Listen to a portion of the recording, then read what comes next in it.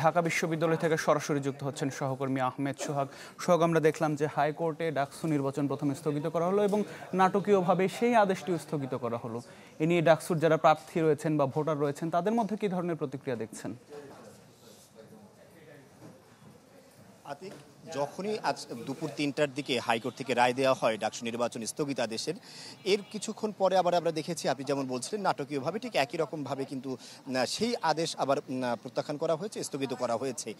এর আগেই কিন্তু আমরা দেখেছি বিভিন্ন প্যানেল এবং বিভিন্ন জোটের যে নেতৃবৃন্দরা আছেন তারা তাদের পুরো প্যানেল এবং সাধারণ শিক্ষার্থীদেরকে নিয়ে বিশ্ববিদ্যালয়ের হলপাড়া এবং ক্যাম্পাসে, পুরো ক্যাম্পাস জুড়ে রাজু ভাস্কর্য, কলাভবন, ডাকসু, মধুর ক্যান্টিন সহ পুরো ক্যাম্পাস জুড়ে কিন্তু বিক্ষোভ মিছিল করেছেন সাধারণ শিক্ষার্থী এবং বিভিন্ন প্যানেলরা।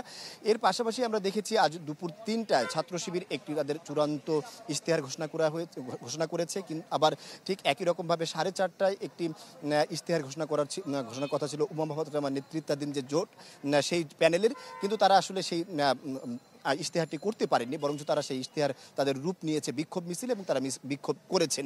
অর্থাৎ বলা যায় যে যখনই ডাকসু নির্বাচন স্থগিত যে আদেশ এসেছে সেই আদেশ আসার পর থেকে কিন্তু সকল প্যানেলের সাধারণ শিক্ষার্থী এবং সকল প্যানেলের প্রার্থীদের মধ্যে কিন্তু বিক্ষুব্ধ ভাব ছড়িয়ে পড়েছে।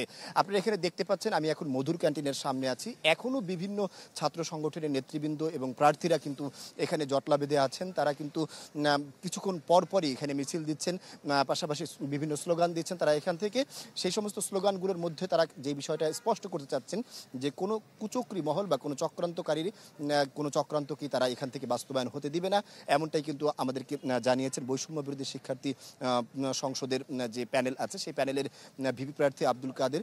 এছাড়াও আমরা দেখেছি আজ সারা দিন ধরে সেই সকাল থেকে কিন্তু বিভিন্ন প্যানেলের প্রার্থীরা বিভিন্ন পদে, বিশেষ করে ডাকসু নির্বাচনের যে 28টি পদ আছে সেই 28টি পদ, এছাড়া হল সংসদের আরও প্রায় 13টি পদ আছে, সকল প্যানেলের নেতাকর্মীরা এবং প্রার্থীরা কিন্তু সাধারণ শিক্ষার্থীদের কাছে ভোট চাচ্ছিলেন, শিক্ষার্থীদের দ্বারে দ্বারে যাচ্ছিলেন।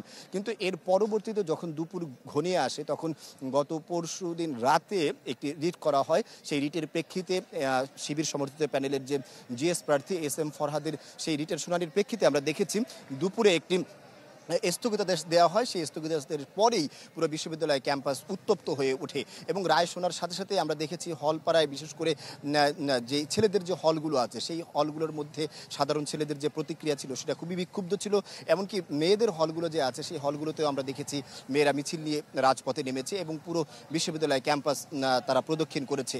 তো বলা যায় যে এই রায়কে কেন্দ্র করে এবং পরবর্তীতে এই রায় আবার তুলে নেওয়ার যে স্থগিতাদেশ দেওয়া হয়েছে, সব মিলিয়ে বিশ্ববিদ্যালয়ের সার্বিক পরিস্থিতি এখনো উত্তপ্ত আছে, এমনটাই বলা যায়। আতিক। জি সোহাগ, অনেক ধন্যবাদ যুক্ত হবার জন্য। ঢাকা বিশ্ববিদ্যালয় থেকে জানাচ্ছিলেন সহকর্মী আহমেদ সোহাগ।